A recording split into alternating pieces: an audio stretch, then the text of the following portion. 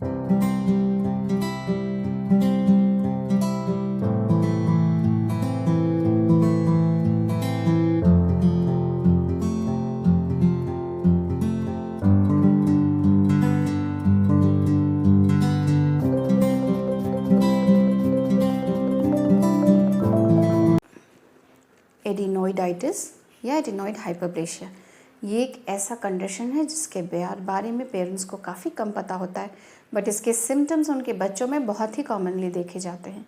तो आज की वीडियो में हम चर्चा करते हैं कि एडिनोइड क्या है और इसके इनलार्जमेंट में क्या सिम्टम्स देखे जाते हैं और इसे हम कैसे ट्रीट करते हैं।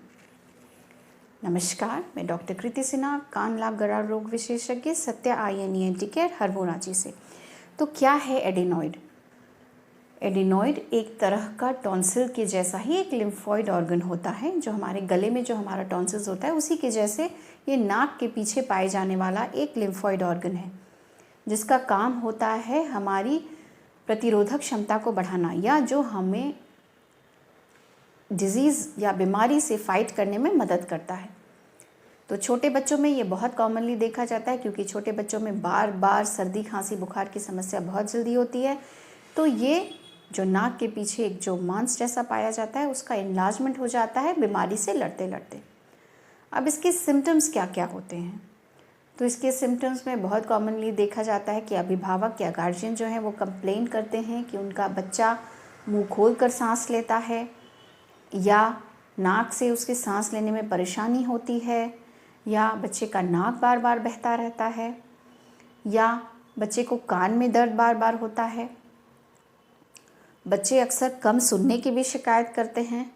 कभी कभार ऐसा भी होता है कि अगर इसे लंबे समय तक इग्नोर कर दिया जाता है तो बच्चे कान बहना की भी शिकायत लेकर आते हैं। अब ये क्यों सिम्टम्स ये सब देखे जाते हैं?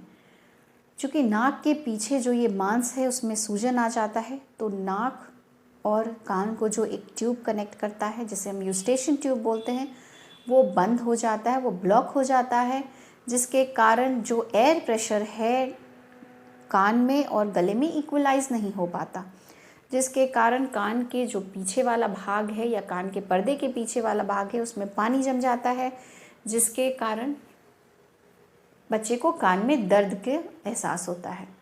अगर इसी बीमारी को इग्नोर कर दिया जाता है तो बहुत बार बच्चे कान बहने की भी शिकायत लेकर आते हैं, और कान में पानी भर जाने के कारण बच्चे को कम सुनाई भी देता है। हमारा नाक का जो डिस्चार्ज है वो हमारे गले के माध्यम से ही वो साफ़ हो जाता है, बट चूँकि इसमें सूजन आ गया है नाक के पीछे वाले भाग में, इसलिए वो डिस्चार्ज पीछे नहीं आता है, इसलिए बच्चे बार बार नाक बहने की भी शिकायत करते हैं। तो ये सब कुछ सिम्टम्स जो हम लोग देखते हैं। अब इसका ट्रीटमेंट क्या है? अगर आपका बच्चा बार बार मुंह खोलकर सांस ले रहा है या उसे नाक से सांस लेने में परेशानी होती है तो आप एक ENT कंसल्टेशन ज़रूर लें। आपके ENT कंसल्टेंट दूरबीन के माध्यम से आपके नाक में एंडोस्कोपी करते हैं, जिसे हम डायग्नोस्टिक नेज़ल एंडोस्कोपी बोलते हैं, और वो नाक के पीछे वाले हिस्से को एग्जामिन करते हैं कि कहीं एडिनोइड में सूजन तो नहीं आ गया है। इस प्रोसीजर के माध्यम से के बाद आपके ENT स्पेशलिस्ट आपको कुछ नेसेसरी इन्वेस्टिगेशंस करवाते हैं, जैसे कि CT ऑफ द पैरानेज़ल साइनस या एक्सरे किया जाता है। कुछ रूटीन ब्लड इन्वेस्टिगेशंस भी करवाए जाते हैं। इसके बाद ये डिसाइड किया जाता है based on the CT scan report and severity of the disease. आपकी ENT कंसल्टेंट ये डिसाइड करते हैं कि मेडिकली ट्रीट होगा या सर्जिकली ट्रीट होगा। मेडिकल ट्रीटमेंट में हम पेशेंट्स को nasal spray, nasal decongestants, antibiotics, antihistaminics देते हैं और देखते हैं कि पेशेंट्स का सिम्टम सबसाइड हो रहा है या नहीं। अगर सिवियरिटी बहुत ज़्यादा है, साइज़ एडेनॉइड का ऐसा है कि वो मेडिकली ट्रीट होना मुश्किल है, या मेडिकल ट्रीटमेंट पेशेंट को सूट नहीं कर रहा है, तो पेशेंट्स को सर्जरी की भी एडवाइस की जाती है। इस केस में सर्जरी का नाम होता है एडेनॉइडेक्टमी। ये दूरबीन के माध्यम से या एंडोस्कोप के माध्यम से किया जाता है और माइक्रोडिब्राइडर के मदद से इसे सर्जिकली रिमूव कर दिया जाता है। ये प्रोसेस अंडर जनरल एनेस्थीसिया किया जाता है और इसमें 2 से 3 दिन का हॉस्पिटल स्टे होता है। पेशेंट्स को पोस्ट ऑपरेटिवली नेज़ल पैक दिया जाता है और 2 से 3 दिन के बाद वो नेज़ल पैक को रिमूव कर दिया जाता है और पेशेंट को डिस्चार्ज कर दिया जाता है। ये एक बिल्कुल ही सेफ़ प्रोसीजर है।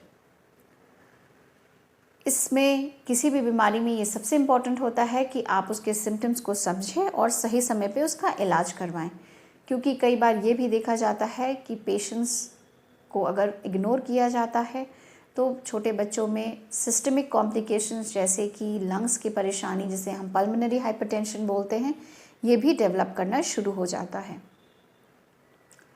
आशा करती हूँ मेरे द्वारा दी गई इन्फॉर्मेशन आपको यूज़फुल लगी हो। अगर मेरे वीडियोज़ आपको अच्छे लगते हैं तो मेरे वीडियोज़ को लाइक करें, Satya I N E N T care को सब्सक्राइब करें और इसे ज़्यादा से ज़्यादा लोगों तक शेयर करें। ENT केयर में अपॉइंटमेंट बुक कराने के लिए स्क्रीन पे दिए गए नंबर से संपर्क करें। नमस्कार।